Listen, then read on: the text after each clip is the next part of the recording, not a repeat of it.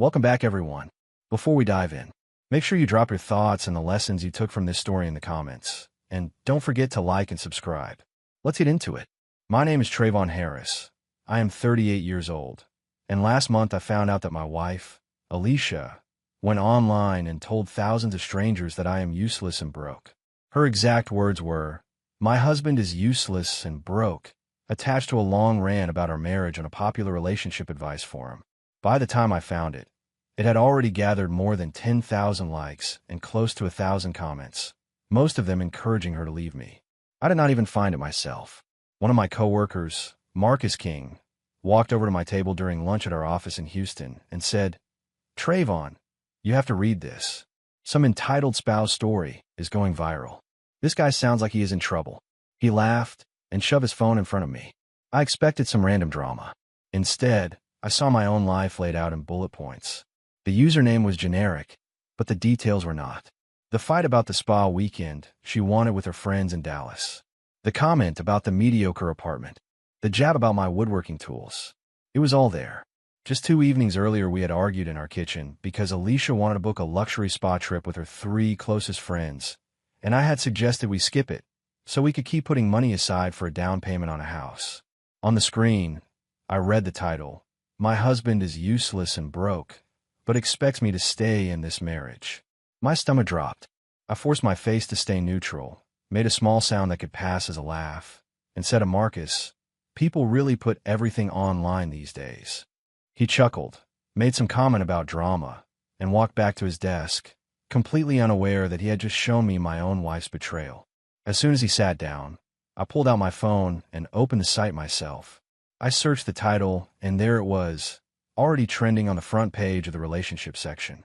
I tapped it open and began reading Alicia's version of our marriage, line by line. "My husband, late 30s, is a complete deadweight.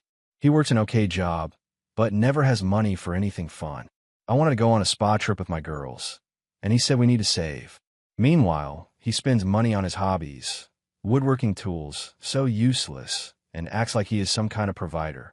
She continued, "We live in a mediocre apartment, drive a mediocre car, and he has the audacity to tell me to budget better. I have a great job and bring in my own money. I am starting to think I married a broke loser who is holding me back from the life I deserve. Anyone else deal with a financially incompetent partner?" Every sentence felt like a slap. There was no mention of shared goals, no mention of the sacrifices I made, no hint that we had ever agreed to build something together. The comments were worse. Message after message told her, "Leave him. He is financially abusing you. He is threatened by your success. And you deserve better." There were thousands of likes and hundreds of replies, reinforcing the story that I was some miser who refused to let his successful wife enjoy her life. I sat there at my desk, staring at my phone for what felt like forever, my lunch untouched, my heart pounding in my ears. After a while, I forced myself to breathe and think. Facts. I needed to remind myself of the actual facts. I work as an engineering project manager and make $89,000 a year. Alicia works in pharmaceutical sales and makes $52,000. Neither of us is poor. We both have solid careers. But the way we handle money is very different, and she had conveniently left out every important detail. Our so-called mediocre apartment in Houston costs $2,400 a month. From the beginning, I have paid $1,900 of that. She pays $500. The mediocre car she complains about is a sport utility vehicle that I bought outright in 2022 after saving for 2 years. It is in my name, titled and insured under me. She drives it every day to work and to see her friends. The car she owned before we got married, a 2016 sedan, sits in our parking garage almost untouched. The credit card she uses for clothes, dinners, spa appointments, subscription boxes, and random online shopping is an account under my name. She is an authorized user. I have been paying the full balance every single month, usually between $1,200 and $1,500. She has student loans from before we met. For the last 3 years, I have been paying $680 every month toward those loans so she could build her career without that burden. The woodworking tools she called useless are the same tools I use to build our dining table, coffee table, bed frame, nightstands, and a custom bookshelf. I estimated that we probably saved at least $4,000 by not buying all that furniture. I like building things with my hands, but I also did it to make our home nicer without overspending. She brings in her own income, yes, and she spends almost every penny of it on herself. For 3 years, I told myself it was fine. I told myself that I loved her, that she worked hard, that maybe she deserved the extra luxuries. I believed we were a team. I assumed she appreciated how much I was carrying. Reading that post, it became clear she did not see us as a team at all. She saw herself as held back by a broke loser. That was the moment something inside me shifted. I created an account on the forum. It took me 5 minutes to decide what to write back. My hands were shaking, but not from fear. It was anger and a kind of cold clarity. I typed, "Hey, I'm a husband in this story. That mediocre apartment you hate, I pay 79% of the rent. That mediocre sport utility vehicle you drive every day, I bought it with cash after saving for 2 years. The credit card you use for everything, it is mine. I pay it off each month." I continued, "The student loans you did not mention, I have been paying them for 3 years, $680 a month. But you are right, I am broke. I am broke because I have been funding your lifestyle while you tell strangers that I am useless. The good news is that I just removed you from my credit card account. You can use your own money for your spa weekend now." I hit send before I could second-guess myself. Then I opened my banking app, navigated to the credit card, and removed her as an authorized user. I called the company, confirmed it with a representative, and had her physical card canceled. She would likely get a notification soon enough. When I hung up, I sat at my desk for a moment, staring at the wall. I did not feel guilty. I felt oddly calm. The line had been crossed already. I was simply stepping back from the fire. That evening, I went home and cooked dinner like it was any other Tuesday. Alfredo pasta with grilled chicken. Normal. When Alicia walked in around 7 o'clock, she dropped her bag on the counter and started talking about how exhausting her day had been, how her manager was frustrating, how her friend Simone from the office was planning a birthday brunch. She asked what we were eating, kissed me on the cheek, and when to change. I watched her move around the apartment, thinking about the words, "broke loser." Around 8:30, I heard a scream from the bedroom. Not a terrified scream, but an outraged one. She came storming into the living room, holding her phone. Her face was bright red. "Did you comment on my post?" she demanded. I looked up from a book I was pretending to read and said, "Which post?" She glared. "You know which post." I said, "Oh, the one where you called me a broke loser to more than 10,000 people?" "Yes," I commented. That seemed fair. Alicia waved her phone around. "You had no right to do that. That was private venting." I stared at her. "Private venting? You wrote paragraphs about our marriage on a public relationship forum, collected thousands of likes and hundreds of comments, and you think that is private?" She snapped, "People talk about their relationships online all the time. It does not mean you get to humiliate me." I said, "You humiliated me first." I just responded with facts. Her eyes filled with tears, but her voice stayed sharp. "Everyone is calling me entitled now. They're saying terrible things about me because of you." I shrugged. "That is strange. Yesterday they were telling you to divorce me. It sounds like they changed their minds after they learned the rest of the story." She scrolled furiously, probably reading the replies under my comment. Then she looked up and said, "Did you cancel my card?" I answered, "Yes." Her voice jumped an octave. "You cannot do that." I said, "I already did. It is my credit card account. You were an authorized user. Now you are not." She asked, "How am I supposed to pay for things?" I looked at her evenly. "With your income. You know, the income you mentioned in your post, the great job you have, all that money you bring in." Her face deepened from red to almost purple. "This is financial abuse," she said. I shook my head. "No, this is me ending financial abuse. You have been using me as a personal bank while telling strangers I am worthless.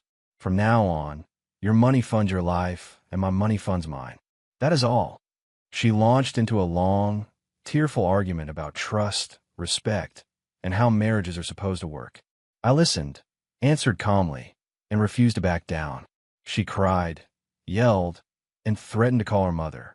When she finally did call, she stepped into the bedroom, but the walls are thin and I could hear most of the conversation. She told her mother that I had embarrassed her publicly and taken away her financial security. I could hear her mother's outraged voice through the door. I stayed on the couch, reading the same page of my book over and over without absorbing a single word.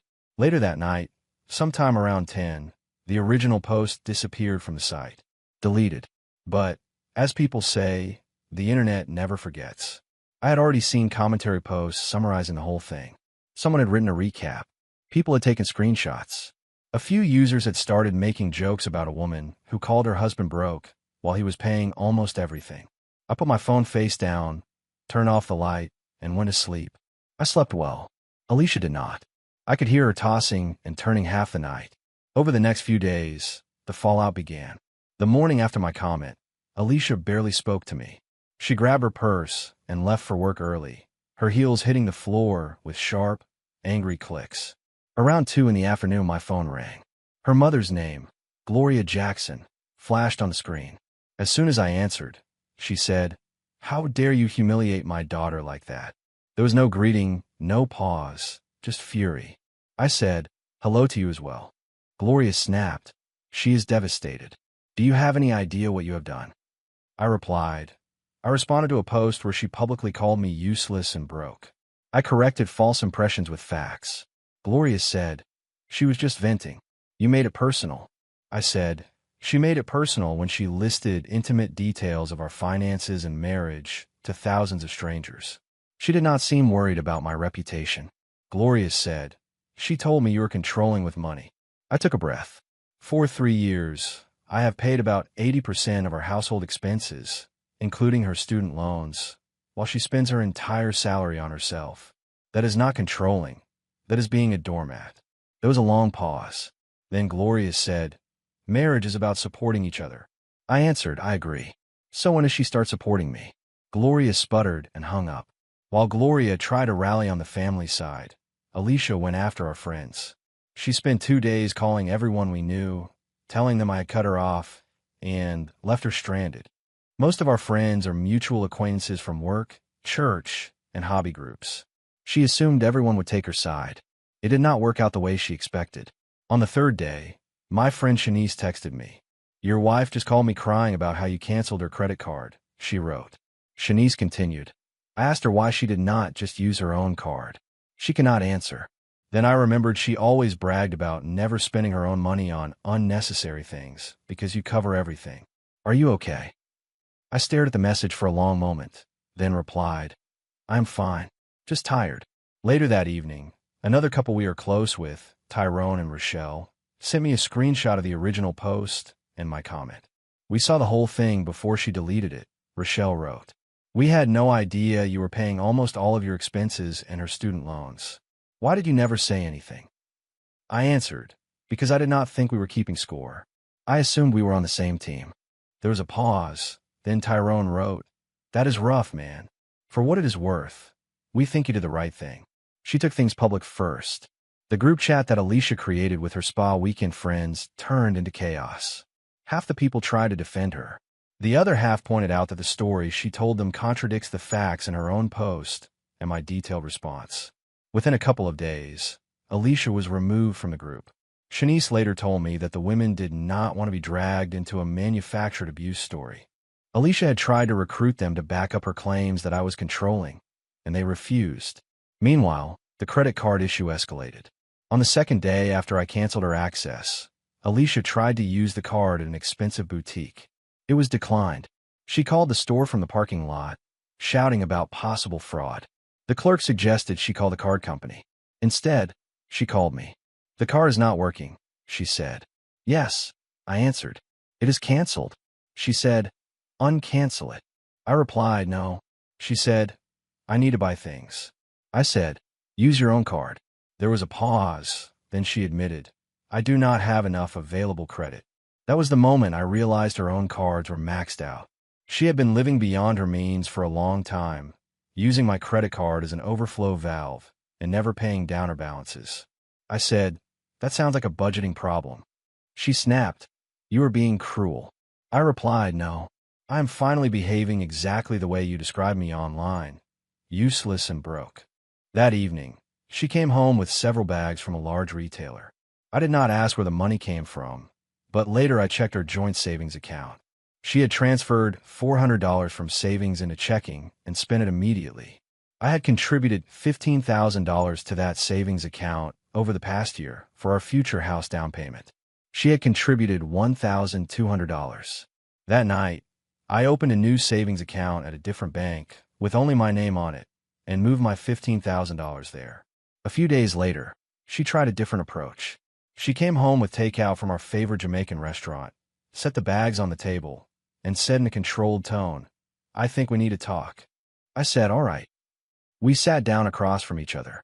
She took a deep breath and said, "I am willing to apologize for what I wrote. It was inappropriate. I should not have put our business online." I nodded. "All right," I said. "Thank you for saying that." She continued, "I think we should go to couples counseling." I said, "I agree. I think that would be a good idea. We can talk about our finances, respect, and why you felt it was acceptable to humiliate me publicly." Her jaw tightened. "I knew you would throw that in my face," she said. I replied, "I am simply stating what happened." She paused, then said, "Fine, but you need to reactivate my card." I said no. Her eyes widened. "Why not?" she asked. I said, "Because you are an adult with a job and your own credit cards. You can pay for your own purchases." She said, "My cards are full." I answered, "Then pay them down." She said, "With what money?" I replied, "With your income. The same income you have been spending entirely on yourself for 3 years while I paid most of the household costs." She raised her voice. "How am I supposed to pay rent and bills and everything else?" That was the moment she finally admitted out loud what she expected of me. I said, "You pay your share, I pay mine. Like roommates." She stared at me. "Roommates are married?" she asked. "Married people support each other." I replied, "You have made it very clear that you do not want to support me. So from now on we split things fairly. If you want a divorce, you can file for one." She stared at me, lips pressed together, then grabbed her food and went to the bedroom. I slept on the couch that night, not because she asked me to, but because I wanted distance. Outside our apartment, the story kept spreading. That recap post I mentioned earlier grew even larger, with more than 25,000 likes. People were dissecting Alicia's entitlement, praising my response, and using our story as an example of financial imbalance in relationships. Someone made a short video about it on a popular social media platform. When you call your husband broke, but he is actually paying for everything. It gathered hundreds of thousands of views. Alicia spent evenings scrolling on her phone, eyes darting back and forth, jaw clenched. Her mother continued to call periodically, accusing me of ruining her daughter's reputation. I always answered the same way. "Gloria, I did not force her to write those words. She chose to describe me that way. She chose to leave out the truth. I simply filled in the gaps. She ruined her own reputation when she decided to drag me online while living off my efforts. Eventually, I started letting those calls go to voicemail. The first serious practical problem arrived when rent was due. For 3 years, I had paid the full amount, and then sometimes reminded Alicia to transfer her portion, which she often did late or not at all. This time, I paid my $1,900 through the landlord's online portal and waited.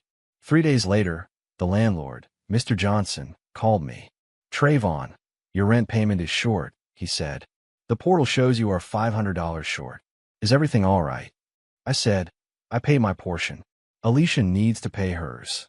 There was a brief silence. "Is everything all right between you two?" he asked again. I said, "We are working through some things. She will pay it soon." He replied, "She has until tomorrow before there is a late fee." I thanked him and hung up. I did not tell Alicia immediately. I wanted to see whether she would remember her responsibility. She did not. On the 4th day, the landlord called her directly. I heard her voice from the kitchen as she said, "Yes, I know. I am sorry. There has been a banking issue. I will take care of it today." After she hung up, she came storming into the living room. "Thanks a lot," she said. "Now we are getting a $75 late fee." I said, "You mean you're getting a late fee? I pay my portion on time." She stared at me. "You always paid the rent on time." I said, "Yes, because I always paid it. Now you pay your share." She crossed her arms. "I do not have $575 right now," she said. I replied, "You should have paid your rent portion first, then handled your other spending." She stomped her foot, literally like an angry child. "You are enjoying this," she said. I answered, "I am really not. I'm just done being your personal banker." She eventually paid, after calling her mother and asking for help. I am fairly certain Gloria covered the late fee. The car situation soon followed. The sport utility vehicle that I had bought outright was still in my name, and Alicia drove it daily while her own sedan gathered dust. One evening she walked in and said, "There is a warning light on the dashboard. I think the car needs an oil change or something." I said, "All right, you should schedule maintenance. It probably needs an oil change and a checkup." She frowned. "Are you not going to handle it?" she asked. "You always take care of car stuff." I said, "I always handled everything. Things are different now. This is the car you drive every day. You can schedule the service." She asked, "How much will it cost?" I said, "Probably around $150 for an oil change and basic maintenance. Maybe more if something is actually wrong." She sighed dramatically. "That is expensive." I said, "That is part of owning a vehicle, Alicia." She did not schedule the service. The warning light remained on for 2 weeks. During that time, I reviewed our insurance policies. The sport utility vehicle cost $180 per month to insure, a bill I had been covering without complaint. The sedan's policy had quietly vanished from our shared budget. When I called the insurance company, I found out Alicia had let her own policy lapse 8 months earlier when she started driving my car exclusively. She had been driving uninsured without telling me. That was the final straw. I removed her as a listed driver on the sport utility vehicle policy and told the insurer that Alicia would be getting her own coverage for her own car, the sedan. Then I changed the locks on the sport utility vehicle so her key would no longer work. The next morning, as I sat at the kitchen table sipping coffee, I heard the front door slam and then the rattle of keys outside. A moment later, she rushed back in. "The car is broken," she said. "My key will not work." I said, "The car is fine." I changed the locks. She stared at me as if I had grown a second head. "Why would you do that?" she asked. "Because it is my car," I said. "I bought it with my money, in my name, and I am done providing you with a luxury vehicle while you refuse to share the costs of our life." Her face turned pale. "How am I supposed to get to work?" she asked. I said, "You have a car in the garage. Your sedan is still parked there." She said, "That thing is old." I replied, "It runs. You have owned it for 6 years. It is perfectly fine for driving to work." She said, "I cannot show up to client meetings in that. People will notice." I said, "Many people drive older cars. You will survive." She said, "You cannot do this to me." I answered, "I already did. By the way, your sedan is insured under your policy, right?" She hesitated. "I have not renewed it yet," she muttered. I said, "Then you should handle that today. Driving without insurance is illegal." She called her mother again. I heard her telling Gloria that I was sabotaging her career and trapping her. 20 minutes later, Gloria called me. "Give her the car back right now," she demanded. I said no. She has a car already, one that belongs to her. She can insure it and drive it. Gloria said, "You bought that sport utility vehicle for her." I replied, "I bought it after saving for 2 years. I allowed her to drive it. Now I'm choosing not to. That is all." She shouted, "This is abuse." I said, "This is me acting exactly as useless as your daughter described me. Have a good day," and hung up. Alicia ended up ordering a rideshare to work that day and another one home that evening. $70 total. When she walked in, I said quietly, "You have a car in the garage. Insure it and drive it, or keep spending $70 a day on rideshares. That is your decision." She said, "I am not driving that embarrassing car." I said, "Then you are choosing to spend extra money every day. Also, everyone already knows we are having problems. You made sure of that when you wrote your post." She had no response. A few days later, she texted me a screenshot of a counseling appointment confirmation. "Couples counseling Thursday at 6 with Dr. Elena White," she wrote. I searched the name. The counselor's website described her as a specialist in helping women recover from financial abuse. Every section emphasized women escaping controlling partners. I told Alicia, "I am not going to that counselor." She asked why. I said, "Because you picked someone whose entire practice is centered on validating the story you told about me. That is not neutral." She replied, "That is not true." I said, "Her entire website is about women leaving financially abusive men. You are trying to walk into therapy with a predetermined conclusion." She said, "Fine. You pick a counselor then." So I did. I found a couples counselor, Dr. Evelyn Brooks, whose specialty was financial conflict in marriage and who emphasized neutrality and evidence-based work with both partners. I scheduled an appointment for the following week and sent Alicia the details. She texted back, "This therapist is going to take your side." I wrote, "Based on what?" She did not answer. During this time, our friend group fractured. Shanice called me one evening and said, "I need to tell you something." Alicia asked me to lie to the counselor. She wanted me to say I have seen you controlling her spending and isolating her from friends. I told her I have never seen you do any such thing. In fact, I have seen you pay for group dinners while she transfers money from your joint account to herself. She always orders the most expensive thing and lets you cover the tip and fees. I did not realize it until I thought about it. I sat there in silence, feeling a mix of anger and clarity. Shanice continued, "I told her I would not lie for her. I cannot be friends with someone who tries to fabricate abuse. I'm stepping back." She was not the only one. Within a week, Alicia lost 3 close friends who declined to support her story. She accused them of betraying her. They responded that they would not risk their integrity to help her paint her husband as an abuser when the evidence clearly showed the opposite. Meanwhile, the question of where and how we would live became unavoidable. Our lease was in both of our names. I did not want to leave the apartment. I liked the location, the layout, and the woodworking projects I had built into it. I told Alicia we had 3 choices. First, we can go to counseling together and actually work on this, including coming up with a fair financial arrangement. Second, one of us can move out and we separate. Third, we can stay here as roommates and split everything equally until the lease ends. After a long pause, Alicia chose the third option. "I'm not ready to divorce you," she said, "but I am not going to pretend everything is fine either." I said, "Then we will treat this like a roommate arrangement." I drafted a simple agreement that listed every shared expense: rent, utilities, internet, and any agreed household items. I split everything in half. Rent became $1,200 each. Utilities roughly $100 each. Internet $50 each. Groceries were individual. I kept the sport utility vehicle. She kept the sedan, and each of us would insure and maintain our own vehicles.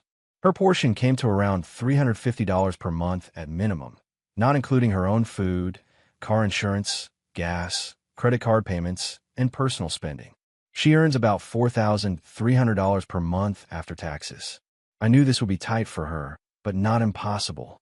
She signed the agreement. I could see in her eyes that the signature felt like a confession, an admission that she could not afford her previous lifestyle without my silent subsidies. The next 3 days were tense and oddly quiet. Alicia paid her portion of the rent, just barely.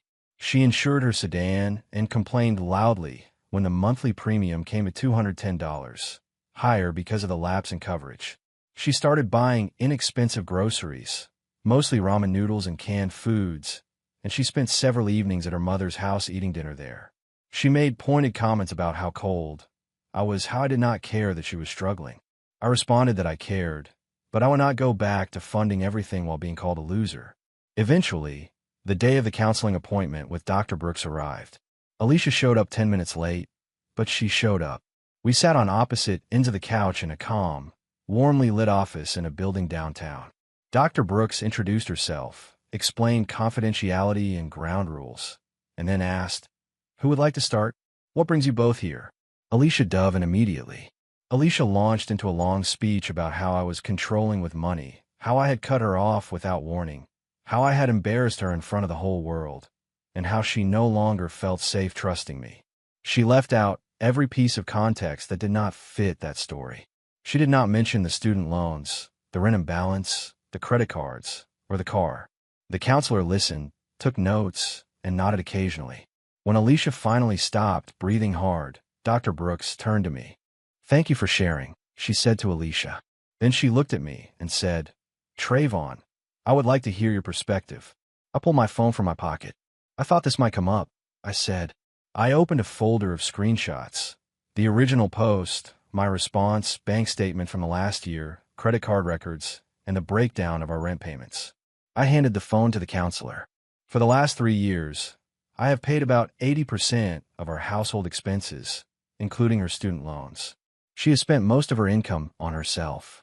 When she publicly called me useless and broke, I ended the arrangement and asked that we split things fairly. The counselor scrolled through the screenshots for several minutes, reading carefully. Then she looked at Alicia and asked, "Is this information accurate?" Alicia shifted in her seat. "It is more complicated than that," she said. "How so?" the counselor asked. Alicia shrugged. "He makes more money. Of course he should pay more." The counselor asked, "Did you two explicitly agree that he would cover most expenses while you use your income for personal spending?" Alicia hesitated. "We did not need to talk about it. That is just how it worked," she said. Dr. Brooks looked back at the bank statements. "According to these records, Trayvon has been contributing the majority of the funds to your shared life, while you have not contributed an equivalent amount. You describe feeling financially controlled, but the data suggests that you have been the primary financial beneficiary." Alicia's face flushed. "You are taking his side," she said. The counselor said, "I am looking at documented facts. Your feelings are real, but they need to be examined in light of what actually happened." Alicia stood up abruptly. "This is ridiculous," she said. "You are biased." The counselor kept her voice calm. "I am being objective," she said. "What I see is a pattern where you enjoyed the benefits of Trayvon's financial contributions while resenting the limits he placed when he finally said no. You seem more distressed about losing access to his money than about the state of your partnership." Alicia grabbed her purse. "I'm not doing this," she said, and walked out of the office without another word. The door closed behind her. The room felt suddenly quiet. Dr. Brooks looked at me with sympathy and professionalism. "I am sorry," she said. "I know that was difficult. I think you already know what you need to consider next." I stared at the empty spot on the couch where Alicia had been sitting and said, "Yes, I think I do." We spent the rest of the session talking about boundaries, self-respect, and next steps, not in generic advice form, but in the very practical sense of what I was willing to live with. 3 days later, I met with a divorce attorney named Leonard Thompson. He spread out my documents on his desk, the screenshots, the bank statements, the roommate agreement, and the communications I'd saved. "Your finances are relatively separate," he said. "No children, no shared house, no business. That makes this much less complicated. This will likely be straightforward." I asked about alimony. He considered. "She may request it, since you earn more," he said, "but given that you have been covering most expenses already and can prove it, and she is fully employed, any claim for significant support will probably be denied." I filed for divorce in our Texas county that same week. The state is no fault, so the specific reasons did not matter for the legal process, but I documented everything anyway. When Alicia was served at work, she called me immediately. "You actually filed," she said, her voice shaking. "Yes," I answered. She said, "Without even trying to fix things?" I said, "I tried for 3 years. You call me useless and broke to thousands of strangers. You asked friends to lie, so you could portray me as abusive. That is not a marriage I want to stay in." She said, "I cannot afford to live on my own." I replied, "You are employed. You make more than the median household income in this country. You can afford to live. You just cannot afford the lifestyle you had when I was paying for most of it." She said, "You are really going to do this to me?" I answered, "I am not doing something to you. I am ending a situation where I was being disrespected and taken advantage of." She hung up on me. Gloria called an hour later. "You are destroying my daughter's life," she said. I said, "Gloria, your daughter made her own choices. She decided to live beyond her means, to lie about her finances, and to ask others to back up those lies. I am not responsible for the consequences." She said, "She cannot maintain her lifestyle without you." I said, "Exactly. That is the problem. It was never sustainable." Then I ended the call. The divorce took about 6 weeks to finalize. We met in a small courtroom with beige walls and uncomfortable wooden benches.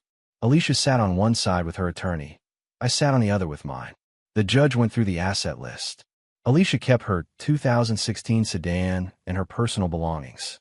I kept the sport utility vehicle, my tools, and my belongings. We split the remaining joint savings account, but after the documentation showed that I contributed $15,000 and she contributed $1,200, the division favored me. Still, she walked away with around $6,000 total. Our debts stayed separate. Her $8,000 in credit card debt remained hers. My accounts were clean. She tried to argue that she had sacrificed her career to support the marriage and therefore deserved more. Her attorney shifted awkwardly as the judge looked over her employment record, which showed consistent full-time work with steady raises. The judge said, "There is no evidence of career sacrifice here." Her request for alimony was denied. The judge granted the divorce and read the final terms. Just like that, it was done. Alicia moved back in with her mother. I know that only because one of our mutual friends mentioned seeing her car parked outside Gloria's house regularly. Apparently, once she had to pay her own rent, car insurance, student loans, and credit card without my support, she realized she could not afford to live alone in the way she wanted. Gloria called me one last time 3 days after the divorce was final. "You have ruined her," she said. "She is depressed and says she cannot afford anything she likes anymore." I said, "She earns $52,000 a year. She can afford a stable life. What she cannot afford is to live like she did when I was covering most expenses. That is not ruin. That is reality." Gloria said, "You are heartless." I replied, "No. I just finally stopped setting myself on fire to keep someone else warm." Then I blocked both of their numbers. There was nothing left to say. Life after the divorce felt strangely quiet at first. I stayed in the same apartment. Alicia agreed to let me take over the lease. The silence was startling. No slammed doors, no angry calls to her mother, no tense conversations about money. I rearranged the furniture. I built a new bookshelf in the living room and a small bench for the entryway with my supposedly useless woodworking tools. Sawdust on the balcony floor felt more like peace than mess. Financially, things improved quickly. Without Alicia's credit card charges, student loan payments, late fees, ride shares, and constant extras, my expenses dropped dramatically. I recalculated my budget and found that I could comfortably save about $2,500 a month. I increased my retirement contributions, added to my emergency fund, and still had enough left over to enjoy life. I bought a few new tools I had wanted for years and booked a modest vacation to New Orleans for myself and a close friend. Our true friends remained. Shanice invited me over for dinner with her family, and we spent the evening laughing, grilling in her backyard, and telling stories. Tyrone and Rochelle had me over to watch games and eat wings. More than once, conversations drifted back to my marriage. "We really did not understand how bad it was," Rochelle said one night. She was very good at framing herself as the one who was always giving and you as the one who was withholding. But looking at the numbers, it was the opposite. I realized I had been good at hiding the reality as well. Whenever Alicia made a scene in public, I smoothed it over. When she joked about me being cheap, I smiled instead of correcting her. When she complained to her friends that I did not like to spend money, I stayed quiet because I did not want to embarrass her. I took on the role of the calm, patient husband who could handle anything. In doing so, I allowed her narrative to stand unchallenged until it exploded online. Every once in a while, I still see references to that original post in compilation threads on various sites. "Remember that woman who called her husband broke, and he turned out to be paying for everything?" People write. The details are sometimes inaccurate, but the core remains. She has deleted all of her social media profiles. I imagine it is difficult to maintain an online presence when your most famous moment is being exposed for financial entitlement. As time passes, I find that I do not miss Alicia herself. I miss the version of her I thought I married, the one I believed was my partner, the woman who sat across from me in a small restaurant in our early days and talked excitedly about building a future together. That woman might have existed briefly, or maybe she only existed in my imagination. The person I divorced wanted the benefits of commitment without the mutual responsibility. When I look back now, I see signs I ignored. The way she never offered to split the bill on dates once we got serious. The way she would say, "We should save money," but what she meant was, "You should spend less so I can keep spending the way I want." The way she framed every argument around her comfort and desires, never around ours.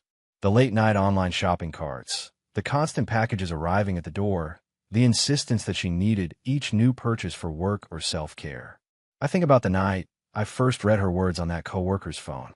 I remember the heat in my face, the hollow feeling in my chest, the effort it took not to react in front of Marcus. That moment was more than shock. It was the realization that the person you trust most sees you not as a partner, but as an obstacle and a wallet. That realization does not fade. It clarifies everything that comes after. Now, when I come home from work, I step into a calm space that feels genuinely mine. The dining table I built is still there. The bookshelf holds not only woodworking manuals, but also novels and never had time to read when I was constantly putting out emotional fires. I cook what I want when I want.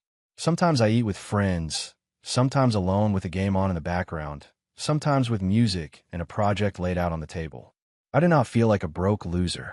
I feel like a man who finally stepped out of a role he should never have accepted in the first place. I funded someone else's life while they complained about the quality of the ride. When I finally stepped off the ride, they were angry that they had to walk on their own 2 feet.